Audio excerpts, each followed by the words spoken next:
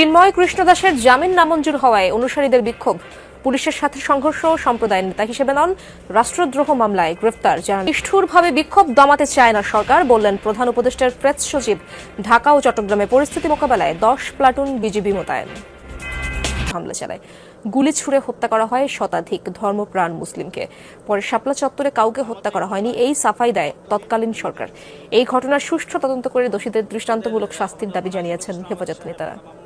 আমরা আবেদন করেছি, আমরা আশা করি যে তারা তদন্তপূর্বক যে মামলার পরিপূর্ণ সকল এই যে আলামত এভিডেন্স তারা সংগ্রহ করে যথাযথভাবে তারা মামলা দায়ের করবেন।